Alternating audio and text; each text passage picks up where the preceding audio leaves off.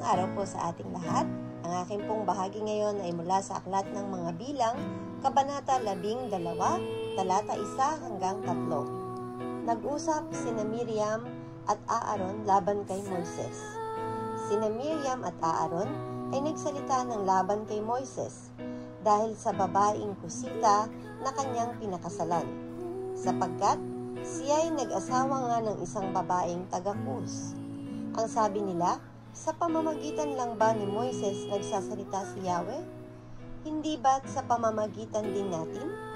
Narinig ni Yahweh ang usapan nilang ito. Si Moises naman ay isang taong mapagpakumbaba, higit kanino mang nabuhay sa ibabaw ng lupa. Amen. Mapagpalang araw sa ating lahat. Narito po ang aking daily devotion sa Book of Bilang, chapter 12, verse 4-6. Dahil dito tinawag ni Yahweh sina Moises, Aaron at Miriam. Sinabi niya, magpunta kayong tatlo sa toldang tipanan.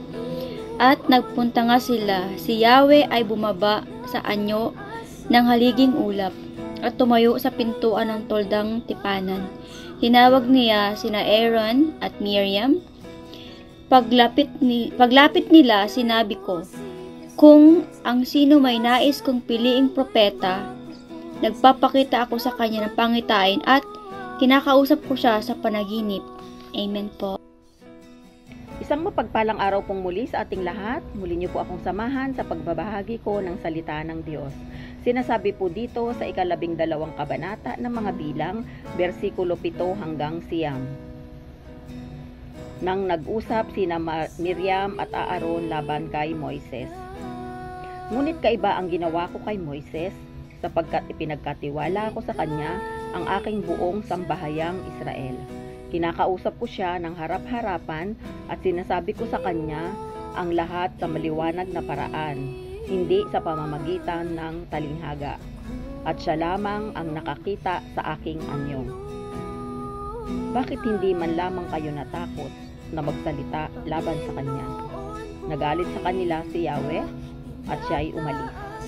Ito po ang mga salita ng Diyos. Salamat po sa Diyos. Amen.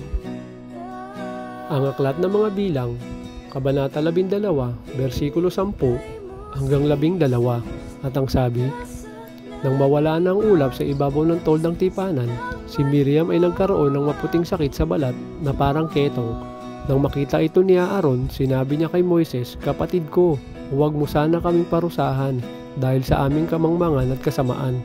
Huwag mong pabayaang matulad siya sa isang buhay na patay, parang ipinanganak na nabubulok ang kalahati ng katawan. Ito ang salita ng Diyos. Amen. Our devotion for today is from the book of Numbers, chapter 12, verse 13-16. At tumibik si Moises sa Panginoon na sinasabi, pagalingin mo siya, O Diyos, pinamamanhik ko sa iyo. At sinabi ng Panginoon kay Moises, kung siya'y niluran ng kanyang ama sa kanyang mukha, hindi ba siya maiyang 7 araw? Kulungin siyang 7 araw sa labas ng kampamento at pagkatapos ay madadala siya muli sa loob. At si Miriam ay kinulong na 7 araw sa labas ng kampamento at ang bayan na hindi naglakbay hanggang si Miriam ay nadalang muli sa loob. At pagkatapos nito ay naglalakbay ang bayan mula sa Haserot at tumantong sa ilan ng Paran. This is the word of God. Amen.